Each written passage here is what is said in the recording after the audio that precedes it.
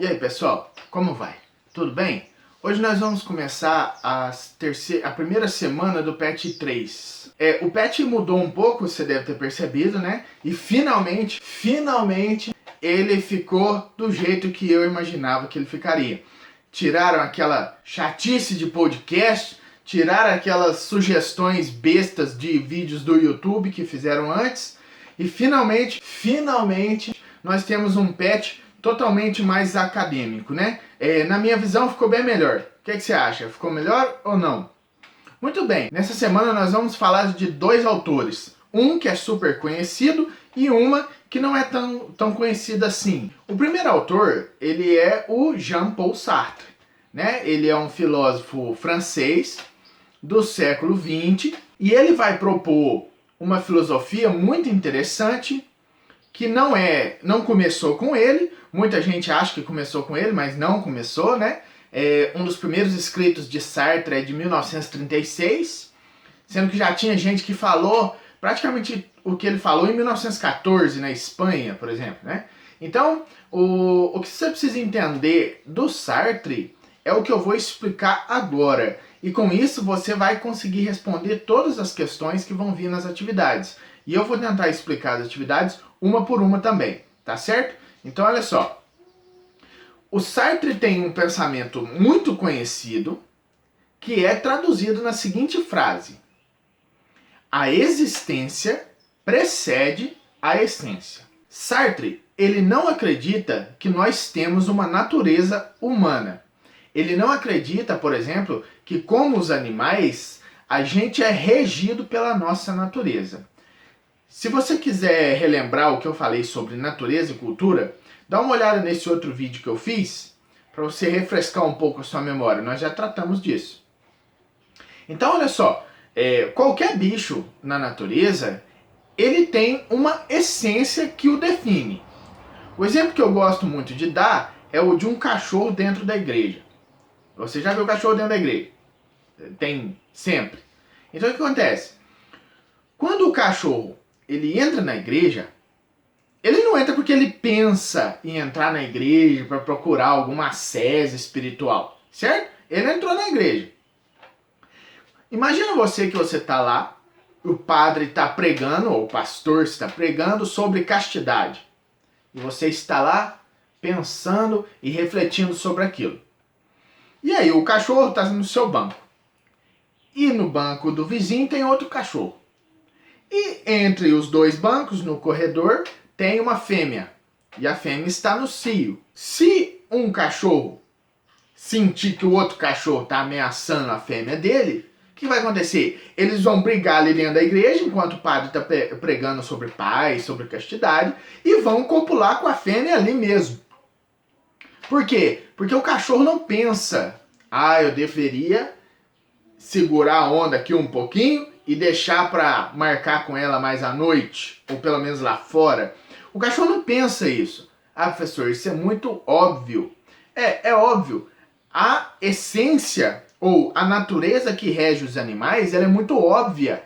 Ele já sabe exatamente o que ele tem que fazer. Ele não tem que ficar refletindo sobre a decisão que ele vai tomar.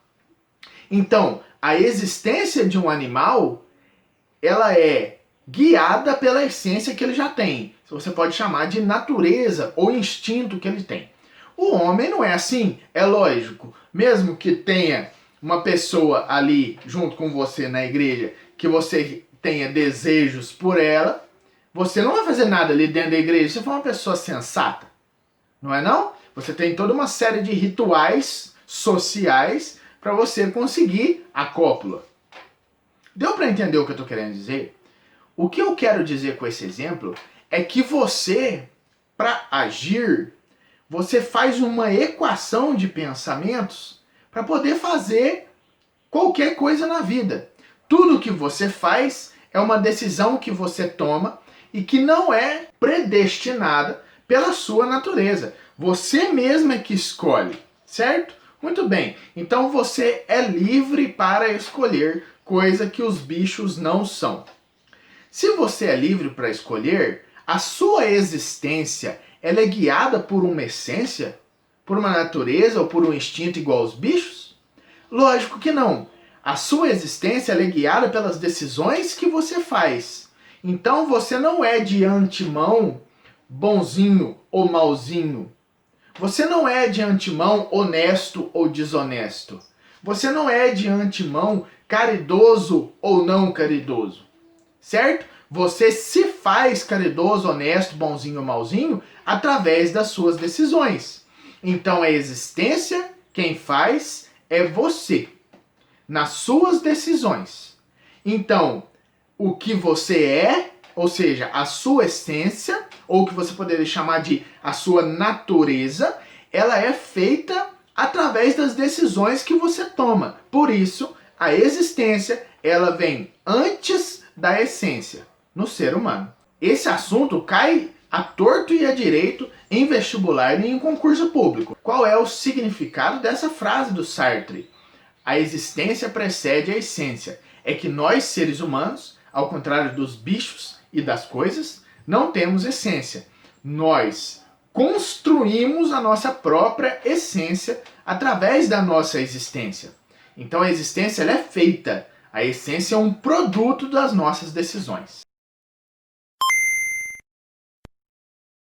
Muito bem, então agora que você entendeu que o ser humano ele não está nunca pronto, porque a existência dele é ele que faz, então até morrer você vai estar fazendo a sua existência, que é a sua essência, né?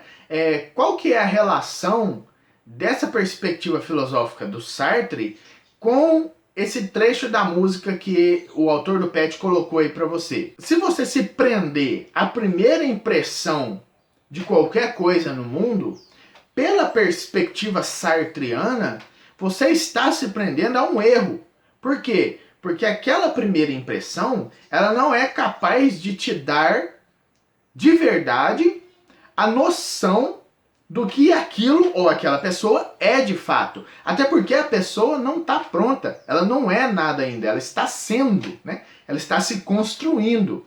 Então essa é a relação entre o fato de você não se prender à primeira impressão e a filosofia do Sartre de que a existência é uma construção a partir das suas decisões na vida. A segunda questão está perguntando para você qual é o trecho da letra que pode comparar o fato de que nós criamos nossa essência através das nossas decisões, mas não enxergamos como ela realmente é, né? O trecho parece ser ali o da linha 3, né? Só vejo obscuro objeto, desejo indireto. Ora, como eu disse na primeira questão e como eu expliquei na aula, se você nunca está pronto, você nunca pode olhar para a sua vida como algo pronto. Se ela não é algo pronto, você não sabe exatamente qual é a sua essência. A sua essência é exatamente a construção, certo? Construir, como se fosse mais ou menos uma casa que nunca tivesse terminado e não tivesse também nenhum projeto. A gente está construindo. Estou precisando de mais um quarto, vou lá e faço mais um quarto. Estou precisando de um novo banheiro, faço um novo banheiro. Destruo, reformo, faço o segundo andar. Então você não tem uma visão da casa no geral. Assim é a sua vida. Segundo a perspectiva do Sartre. Você não tem uma noção geral da vida. Por quê? Porque a vida está se construindo, certo? Então você não pode ter uma visão direta dela porque ela ainda não está pronta. A terceira questão, com base nessa filosofia, nesse modo de compreender o mundo, está te perguntando como que as redes sociais elas influenciam nessa construção da sua essência, né? Que é a sua própria existência. Bom, você pode responder de várias formas diferentes. Essa pergunta é uma pergunta de opinião. Vou dar a minha opinião para você. Imagina, por exemplo, que você quer parecer uma pessoa que estuda muito, né? Então você começa a andar com um livro, tem que ser um livro bem grosso, debaixo do braço. Você nunca usou óculos, decide usar um óculos bem grande. Quanto maior, mais inteligente. Você começa a usar roupa vintage do século passado para parecer inteligente. Isso não quer dizer que você seja de fato inteligente. Mas quando eu estou, por exemplo, lendo um livro muito grosso em inglês ou em alemão, sei lá, né? Para aparecer, tiro uma foto e põe no Instagram, eu estou construindo a minha identidade mas é uma identidade ilusória, certo? Então, olha só, eu vou construindo uma identidade para mostrar para os outros, mas que de fato eu não sou.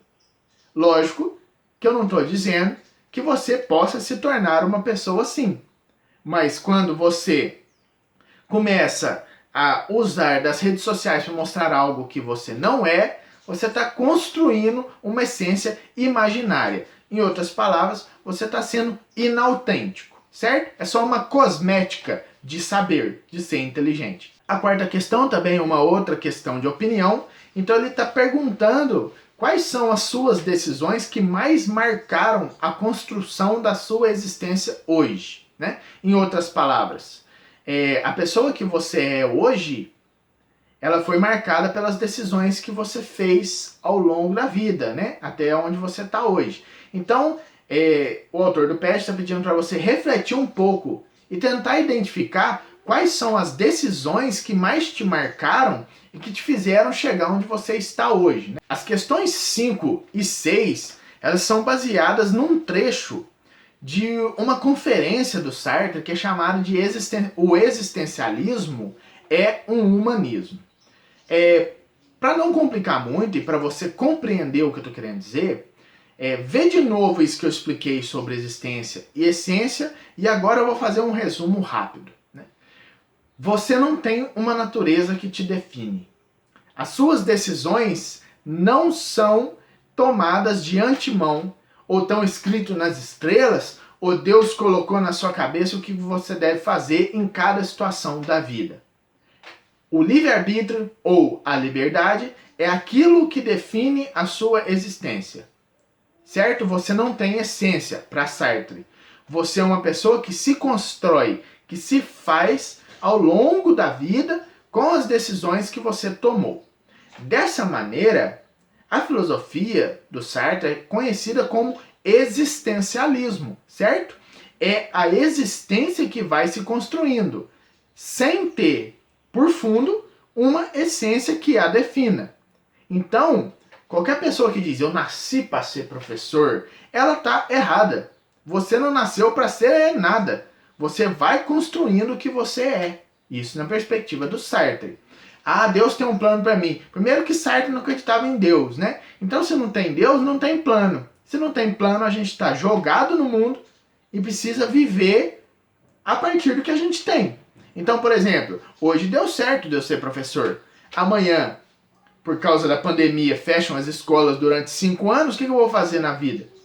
Aí, eu nasci para ser professor, mas sei lá, eu vou trabalhar plantando arroz. Não, quando eu for começar a plantar arroz, com meu cunhado que tem plantação de arroz, eu serei um plantador de arroz. Eu me fiz assim, ou melhor, a partir das circunstâncias que o mundo me impôs, eu me fiz de maneira diferente, certo? Você não é o mesmo a vida inteira. Então olha só, na questão 5 você vai ter que escolher entre as 3 opções qual é que está errada, certo?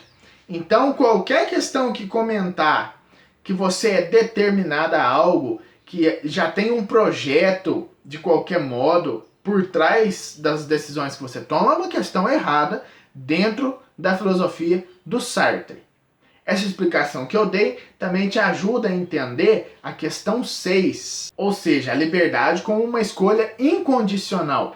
O que quer dizer incondicional? Que ela não é condicionada por nada, ou seja, que ela não depende de nada para existir. Você é livre, extremamente livre, tão livre que você tem angústias por ser livre. Você não pode não decidir, você tem que decidir o tempo todo. Até decidir não decidir é uma decisão. Então, ao contrário da questão 5, você vai marcar aí na questão 6 a questão correta. E a correta, ao contrário da questão 5, é aquela que comenta que você não é nada, certo? Você nasceu como nada. Você é um vazio, você é um livro em branco. E você mesmo é que vai construindo a sua história. Bonito, não é? Mas será que está certo? Será que é assim mesmo? Será que eu sou responsável por todas as minhas decisões? E será que eu sou responsável por tudo que eu sou hoje? Então quer dizer que um milionário, um empresário, bilionário, o dono da Amazon, ele é o produto de todas as decisões que ele fez? E um coitado que tentou a vida inteira ser melhor e não conseguiu por uma série de fatores, ele é responsável também pela pobreza dele? Né? Não compre as ideias dos filósofos com muita facilidade, porque eles são bons de lábia. A segunda parte do PET vai falar de uma filósofa russa que viveu na América do Norte, a Ayn Rand. Ela é muito interessante de ler, ela ficou conhecida principalmente por um romance dela chamado A Queda de Atlas, né? Atlas, se não sabe, é o deus mitológico, né? Geralmente ele é apresentado como segurando o mundo nas costas, assim. Mas o que você precisa entender, em primeiro ponto, né? Em primeiro lugar, é que o fato de o autor do PET colocar essa filósofa para você comentar sobre ela já é ótimo, né? É engrandecedor, é enriquecedor. Por quê? Porque ela vai, o que ela defende, melhor dizendo, vai contra o politicamente correto, né? É uma coisa que você não vai ouvir na Globo. É algo que você não vai encontrar numa discussão comum, e por ser uma discussão comum, é uma discussão chata, né? Vai discutir em Rand quem tem um pouco mais de arcabouço teórico, ou em outras palavras, quem é um pouco mais culto, e que não lê só a mesma coisinha ensinada pela cartilha da chapa branca da filosofia. Ela tem ideias que vão te fazer questionar a sua própria vida. E isso é ótimo, juntamente com o questionamento da sua sociedade. Vai te fazer pensar diferente. E isso em filosofia é o melhor que pode existir. Ela é conhecida por fazer uma filosofia chamada de objetivismo. O que isso quer dizer?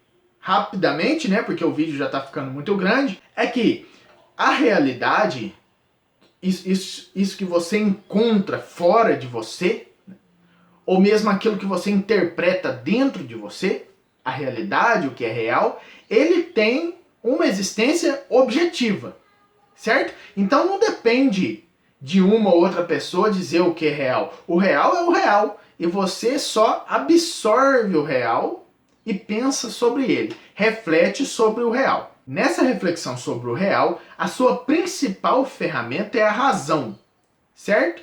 Então, se você não usa a razão, é uma decisão que você está fazendo de não utilizar a razão, certo? Você está sendo, como diria Sartre, que a gente viu agora há pouco, um covarde, um canalha. Então, para Rand, se você está numa realidade objetiva, tem razão, você necessariamente, o que isso quer dizer? Você não pode não usar a razão para compreender o mundo. Se você decide não usar a razão para compreender o mundo, se você decide não pensar sobre a vida e sobre o mundo, nós poderíamos dizer, se você não decide filosofar, você está decidindo racionalmente. Você sabe e por isso é responsável pela sua própria decisão de não utilizar a razão. Dessa maneira, você é totalmente responsável por todas as decisões que você toma. Todas elas. Olha como é parecido com o existencialismo sartreano que a gente viu agora há pouco. Ambos defendem que a razão é a sua principal ferramenta, o seu principal instrumento de vida. Então a sua vida é baseada na ideia de que você é racional, você pode usar a razão para criar a sua própria existência. Ficou claro isso aqui? Vamos para as questões agora da Rand. Então a questão 1, ela está falando sobre fugir da responsabilidade do discernimento. O que é discernir? Discernir é fazer uma separação racional. É quando você valora, presta atenção, não é valoriza, é valora. Quando você dá valor para alguma coisa e que você fala, isso é melhor e isso é pior. Isso é uma equação que você faz na sua mente, certo? Então, quando você não quer pensar sobre a vida, você está fugindo da responsabilidade de decidir a própria vida. É isso que se chama a fuga da responsabilidade do discernimento. Isso nos leva à questão 2, né? Porque se você é um ser humano racional que precisa usar a sua razão para viver, quando você não utiliza da sua razão, você está negando a si mesmo. Você está negando que você é humano. Ou, em outras palavras, você está se desumanizando. Você só se humaniza a partir do momento que você toma decisões com base em um fundo racional, em uma reflexão. A terceira questão é uma comparação muito interessante, né, entre um texto de um filósofo chamado Etienne de la Boétie, ele é francês, e com o texto da Rand, né? São totalmente diferentes. A Rand é do século passado, né? Você pode achar vídeos dela no YouTube. E o La Boétie, ele é de 1536, se eu não me engano, né? São quase 500 anos de diferença entre os dois. O texto aí proposto para você, do Etienne de la Boétie, é a do cavalo, né? O cavalo, ele não é servil por natureza. Se você quer que um cavalo faça um serviço que seja assim, quase que escravo, né? Você tem que forçar esse tipo de comportamento nele sem parar. Porque se você bobear algum momento, ele vai se voltar, né? Então, qual que é a comparação que a gente pode fazer entre os dois pensamentos? Olha, se fazer o seu cavalo ou o seu cachorro ter um comportamento que não lhe é natural, né? Por exemplo, quando você manda o cachorro deitar para ganhar um petisco, isso não é natural dele. Você forçou esse tipo de comportamento nele. Então, da mesma forma, você não pode ser dependente de algo ou de outra pessoa, ou seja, você não pode delegar a sua responsabilidade de decidir para outra pessoa, a não ser de uma maneira forçada.